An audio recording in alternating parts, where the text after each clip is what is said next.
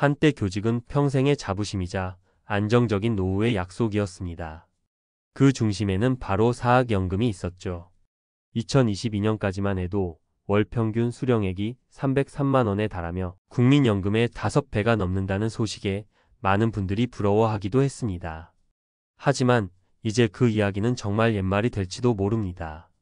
언론 보도에 따르면 사학연금 기금이 빠르면 2049년에 완전히 고갈될 수 있다는 충격적인 전망이 나왔기 때문입니다. 그런데 이건 단순히 저출산, 고령화라는 막연한 이야기 때문만은 아닙니다. 이 거대한 기금의 시계를 훨씬 더 빨리 돌리는 구체적이고 심각한 두 가지 균열이 드러났습니다. 첫째는 5년간 무려 51억 원이 넘는 것으로 밝혀진 연금 부정수급 문제. 그리고 둘째는 우리 사회가 피부로 느끼고 있는 사립학교의 연쇄 폐교 문제입니다. 믿기 어려우시겠지만 보도에 따르면 폐교로 인해 연금을 받기 시작한 최연소 교직원의 나이가 불과 34살이었다고 합니다. 현행법상 폐교가 되면 조기 퇴직과 함께 연금 수령이 가능해지면서 40대 젊은 연금 수급자가 빠르게 늘고 있습니다. 평생을 기여하고 받아야 할 연금을 누군가는 너무 일찍부터 받기 시작하는 이 기현상이 연금 재정에 예상치 못한 그림자를 들이우고 있는 것입니다. 정년이 5년 남은 박정수 교감님의 이야기입니다. 올해 57이신 박 교감님은 평생 교직에 헌신한 자부심 하나로 살아오셨습니다. 당연히 퇴직 후에는 매달 300만 원이 넘는 든든한 사학연금으로 아내와 함께 편안한 노후를 보낼 거라 믿어 의심치 않았죠. 그래서인지 별도의 개인연금이나 IRP 준비는 늘 뒷전이었습니다. 사학연금만 한 게 어디 있다고 늘 입버릇처럼 말씀하셨죠. 하지만 최근 연일 터져 나오는 기금 고갈 뉴스에 밤잠을 설치기 시작했습니다. 설마 내가 받을 때쯤 정말 반토막 나는 거 아니야? 아내의 걱정스러운 얼굴을 볼 때마다 가슴이 철렁 내려앉습니다. 그런데 이런 위기론에 대해 다른 목소리도 있습니다. 한 일간지에서는 사학연금 조기 고갈 위기가 과장되었다고 지적하기도 합니다. 학령 인구는 줄었지만 대학 부속 병원 직원처럼 새로운 가입자가 늘어나 전체 가입자 수는 유지되고 있다는 겁니다. 심지어 이로 인해 기금 고갈 시점이 2053년으로 오히려 4년이나 늦춰졌다는 분석도 나왔습니다. 박 교감님은 이 기사를 보고 잠시 안도의 한숨을 쉬었지만 혼란은 더 커졌습니다. 도대체 우리는 무엇을 믿어야 할까요? 문제의 진짜 핵심은 다른 곳에 있었습니다. 우리를 더 불안하게 만드는 충격적인 진단이 나왔기 때문입니다. 국민연금연구원의 한 보고서는 놀랍게도 사학연금을 두고 4대 공적연금 중 재정적으로 가장 취약하고 위험한 구조라고 평가했습니다.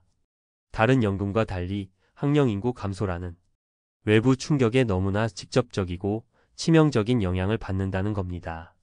우리가 가장 튼튼한 금고라고 믿었던 것이 사실은 가장 예측하기 어려운 위험에 노출되어 있었던 셈입니다.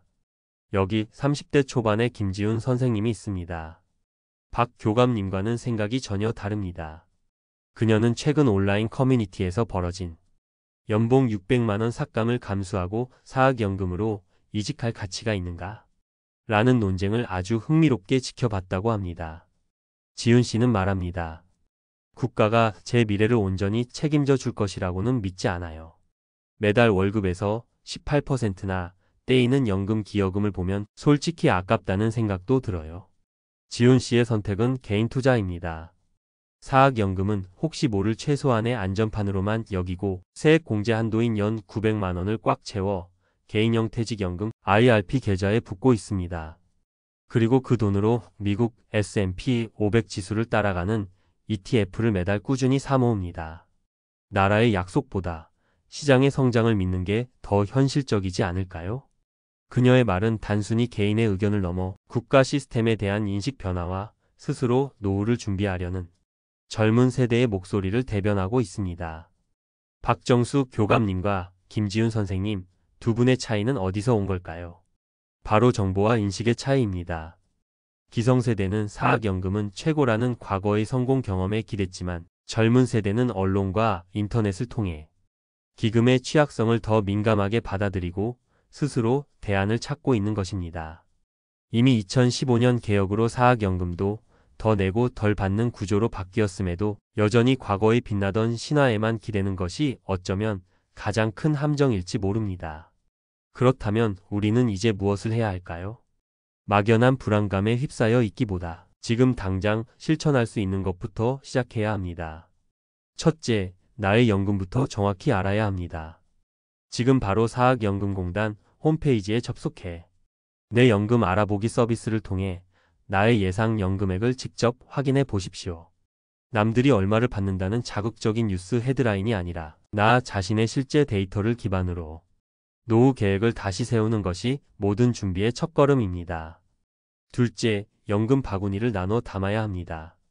사학연금이라는 하나의 튼튼해 보이던 바구니에 모든 계란을 담아두는 시대는 끝났습니다. 이제는 연금 포트폴리오를 짜야 합니다.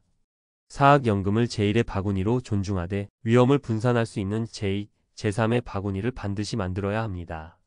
셋째, 세금 혜택을 이용해 나만의 연금을 만드는 것입니다. 가장 현실적인 대안은 IRP와 연금저축입니다. 이 둘을 합쳐 연간 최대 900만 원까지 강력한 세액 공제 혜택을 받을 수 있습니다. 이것은 국가가 우리에게 제공하는 합법적인 절세 수단이자 스스로의 노후를 준비하는 가장 강력한 무기입니다.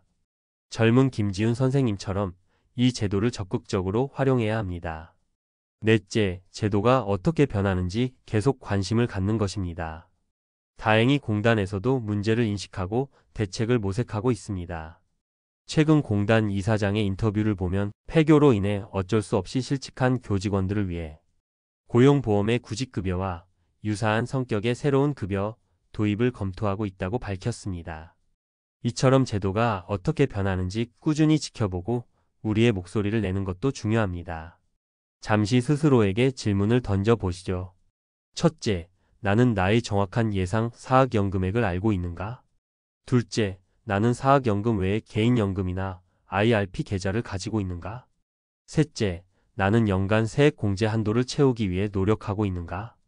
마지막으로, 나는 막연한 불안감 대신 구체적인 노후 자금 계획을 세워본 적이 있는가? 물론 사학연금의 재정 위기는 부인할 수 없는 심각한 문제입니다. 하지만 이 위기는 우리에게 아주 중요한 메시지를 던지고 있습니다. 더 이상 국가나 제도가 나의 노후를 100% 책임져 줄 수 없다는 사실을 직시하고 이제는 스스로 내 노후의 주인이 되어야 할 때라는 신호입니다. 그리고 이것은 위기이자 동시에 기회입니다. 뒤늦게 위기를 깨달은 박정수 교감님도 아직 늦지 않았습니다. 남은 5년이라는 시간이라도 IRP 계좌를 열어 적극적으로 납입하고 퇴직 후에는 보유한 집을 활용한 주택연금 등 다른 자산을 어떻게 활용할지 고민할 수 있습니다. 가장 중요한 것은 포기하지 않고 지금이라도 시작하는 것입니다. 가장 안전하고 든든한 연금이라는 사학연금의 신화는 이제 깨졌습니다. 하지만 기억하십시오. 신화는 깨졌지만 제대로 알고 준비한다면 당신의 노후는 결코 깨지지 않을 것입니다. 오늘 이 영상이 여러분의 마음속에 있는 막연한 불안감을 걷어내고 내 노후의 든든한 계획을 세우는 의미 있는 첫걸음이 되기를 진심으로 바랍니다. 오늘 내용이 도움이 되셨다면 또는 비슷한 고민을 하고 계신 분들이 있다면 구독과 좋아요 부탁드립니다. 그리고 댓글로 여러분의 소중한 생각을 나눠주세요. 함께 지혜를 모으면 더 나은 길을 찾을 수 있을 겁니다.